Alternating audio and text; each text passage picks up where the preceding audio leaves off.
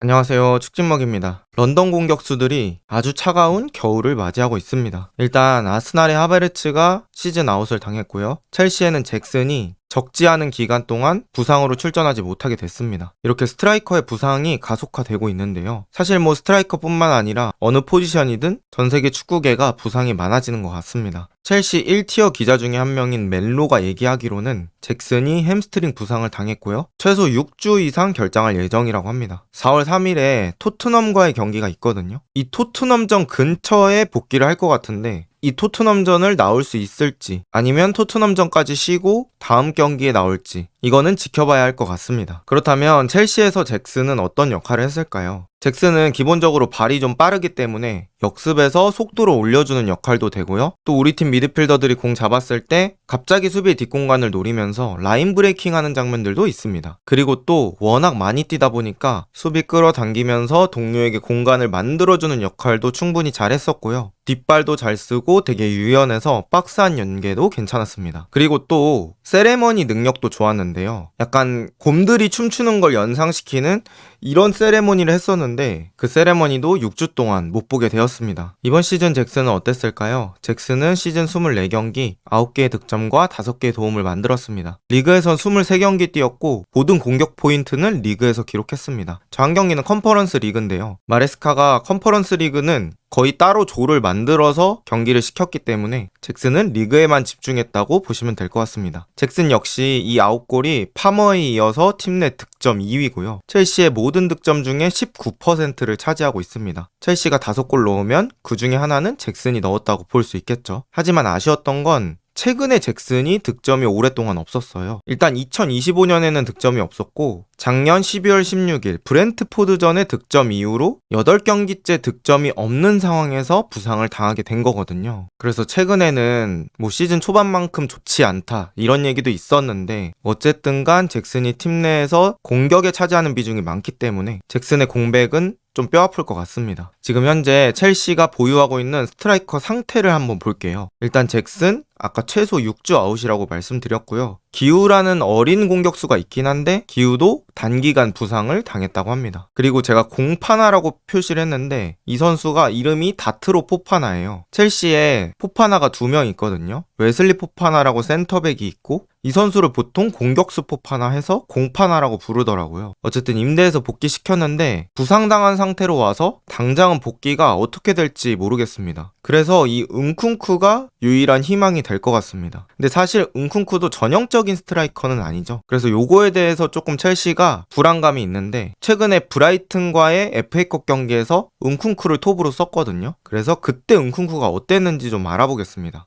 먼저 은쿤쿠가 첼시에서 톱 자리에 종종 출전을 했었잖아요. 교체로도 그렇고 컨퍼런스 리그도 저 자리를 본 적이 있는데 그때 제가 느꼈던 은쿤쿠의 장점? 이런 거는 세컨볼 처리 능력이 괜찮다고 느꼈습니다. 그 박스 안에서 떨어지는 공에 대해서 집중력이 좋았다고 느꼈고요. 또 컨디션이 좋았을 때는 득점 순도가 괜찮다고 느꼈어요. 그러니까 나오는 시간 대비 골을 잘 넣는다는 거죠. 하지만 이 선수가 공격형 미드필더 정도로 봐야 되기 때문에 전형적인 9번의 장점을 가지고 있진 않았습니다. 머리 집어 넣으면서 헤더를 한다든지 지저분한 몸싸움 해준다든지 등지고 버티고 이런 것들은 가지고 있지 않다라고 보시면 될 것 같습니다. 그리고 가장 최근 경기 브라이튼전에서 확인한 은쿤쿠 톱의 모습은 좀 애매한 느낌이 있었는데요. 일단 슈팅을 한 번도 하지 못했고요. 기회 창출 단 한 번, 그리고 박스 안에서 터치가 한 번밖에 없었습니다. 그러니까 공격적인 영향력이 거의 없었다고 보시면 될 것 같아요. 그래서 제가 플레이를 보면서 좀 얘기해볼 장면들을 가져와 봤습니다. 첫 번째 장면은 은쿤쿠가 좀 많이 내려와서 공을 받는다는 느낌이 들었어요. 지금 장면 보시면 나즈니치까지 내려와서 공을 받고 있고요. 원래 그 아래에 있던 미드필더인 듀스보리올과 콜파머가 더 높은 위치에 있죠. 그래서 은쿤쿠가 내려왔을 때 그 자리를 불규칙적으로 미드필더들이 쑥 들어가 준다든지 그런 것들이 필요하지 않을까라고 느꼈습니다. 또 내려오다가 거의 센터백 사이까지 내려와서 풀어주고 올라가는 모습이 있었거든요. 이러다가 진짜 골키퍼 옆에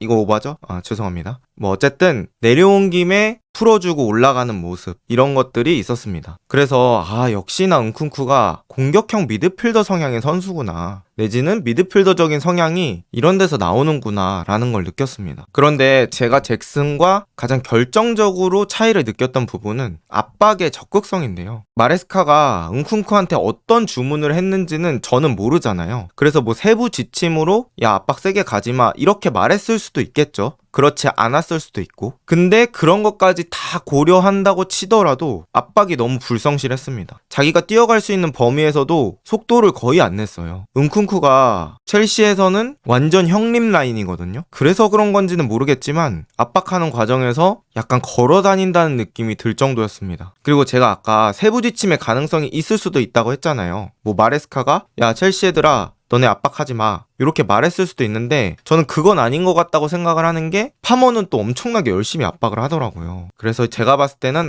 이거 은쿤쿠 단독으로 좀 압박을 열심히 안 한다 라는 걸 느꼈습니다. 그런데 좀 괜찮은 장면도 있었어요. 지금 카이세도가 공 잡았을 때 파머랑 은쿤쿠가 동시에 뛰거든요. 그러면서 공은 은쿤쿠 쪽으로 한번 투입이 돼보는 이런 장면이 있었습니다. 이게 어떻게 보면 좀 이상적인 장면일 것 같아요. 은쿤쿠라는 클래식하지 않은 스트라이커를 썼을 때는 다른 선수들도 동시에 움직여줘야 상대의 공간을 쪼개볼 수가 있는 거겠죠. 뭐 지금처럼 직선으로 이렇게 두 명이 뛰어도 좋고 파머하고 은쿤쿠가 서로 대각선으로 뛰어도 좋고, 그래서 여러 명이 동시에 움직이는 것들이 필요하다는 느낌이 들었습니다. 그리고 은쿤쿠가 확실히 움직임에 대한 감각은 있다 라는 게 느껴졌습니다. 그래서 전체적으로 브라이튼전에서 느낀 은쿤쿠의 요걸 말씀드려보면, 일단 잭슨과 비교했을 때는 적극성 차이가 가장 크다고 느꼈습니다. 일단 잭슨은 박스 안에서도 서 있는 게 아니라 한두 번씩 움직여 보거든요. 근데 은쿤쿠는 이제 뭐 예를 들어서 사이드 쪽에서 쿠쿠레야가 크로스 올리려고 공 잡았다 뭐 이랬을 때도 큰 움직임 없고요. 중원에서 파머나 듀스버리올이 공 잡았을 때도 이렇게 공간을 움직이는 게 아니라 많이 서 있더라고요. 그래서 그런 성실성도 부족했고요. 아까 말씀드린 압박 적극성도 부족했고요. 잭슨보다 뒷공간으로 한두 번씩 뛰어보는 이 시도 역시 적었습니다. 어쨌든 은쿤쿠가 공 잡고 버티고 돌고 이런 클래식한 스트라이커가 아니다 보니까 좀 움직임으로 그런 손해들을 줄여줘야 하거든요. 그래서 은쿤쿠가 톱 자리에 섰을 때는 조금 더 적극적이어야 된다 라는 걸 느끼게 된 경기였고요. 이번에 첼시가 남아있는 리그 경기가 브라이튼과의 경기거든요. FA컵하고 리그 경기도 브라이튼이라서 브라이튼이랑 2연전을 하게 되는데, 여기서는 은쿤쿠가 달라진 모습을 보여줘야 될 것 같습니다. 또 추가적으로 파머를 제로톱에 세워보는 방법도 고려해볼 수는 있어요. 근데 일단은 은쿤쿠가 플랜 A가 되지 않을까 라는 생각이 있고요. 첼시도 잭슨이 돌아올 때까지 경기수가 적지 않거든요. 그때 이 은쿤쿠가 반전을 보여줄 수 있을지 기대를 해보도록 하겠습니다. 오늘 영상은 여기까지고요. 좋은 하루 보내세요.